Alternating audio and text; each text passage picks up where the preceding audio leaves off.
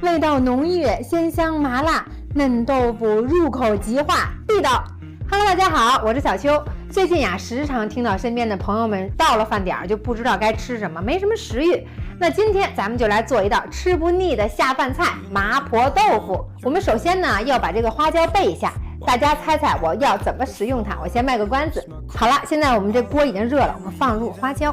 做麻婆豆腐啊，我们多放点花椒，这样味道更香一些。我们备一下花椒的目的呢，就是让充分激发花椒的香味儿。备花椒的时间呢不要太长，我们可以清晰的闻到这个花椒的香味儿，就可以关火了。下面呢，我们就把豆腐先切成豆腐块备用。我这个选的是韧豆腐，稍微嫩一些，这样我们做好的麻婆豆腐呢，口感比较嫩滑细腻。下面呢，我们把豆腐焯熟。焯豆腐的时候啊，我们要加入一点点盐，这样可以有效的使豆腐当中的蛋白质凝固，这样豆腐呢它就不爱碎不爱烂。小时候常听大人们说，多吃豆腐啊可以败火，但这是为什么呢？其实豆腐呀可以清热解毒、清洁肠道，多吃豆腐可以调节热性体质，而且还能有效的改善口臭的症状。现在呢，我们取出刚才我们晾凉的花椒，把它碾成花椒碎。我现在在这个碾的过程当中啊，就可以特别浓郁的闻到这个备过以后花椒的这个浓郁的香味儿。我们要把这个花椒碎啊给它过筛，让它吃起来口感呀更细腻。还有一个使这个麻婆豆腐满口香的小窍门，就是我们呀增加一些豆豉。我们先把它倒到案板上，然后我们再加入2勺郫县的豆瓣酱。郫县豆瓣酱它这个粘稠，豆豉它就不容易跑，就更好剁，都搅拌在一起，剁匀了之后，它更容易激发两者的香味儿。好，下面剁好之后，我们还是把它盛出备用。好，下面我们起锅烧油，炒麻婆豆腐我们可以稍微多放一点油。我们把切好的豆瓣酱下到锅里面。当我们把这个红油炒出来之后，加入我们准备好的姜末。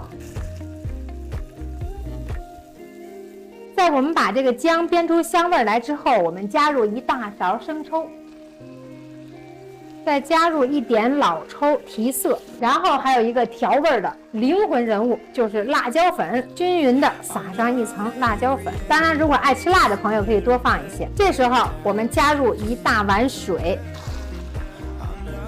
水开之后，我们放一些糖，主要是提它的鲜味儿。因为我们已经有郫县豆瓣了，所以我们就不搁盐了。好，等我们这个酱汁开锅之后，我们把豆腐下进去。下入豆腐之后，我们不要搅拌它，让它多炖一会儿。豆腐下锅之后，一开锅，我们就加入我们刚才过筛的花椒粉1半的量，这样可以让这个豆腐充分的吸收料汁的香味儿。我们推一推这个汤，让这个花椒粉更均匀一些。我们现在呢已经改中火炖了有5分钟了，豆腐已经上了这个红颜色的颜色，已经很好看了。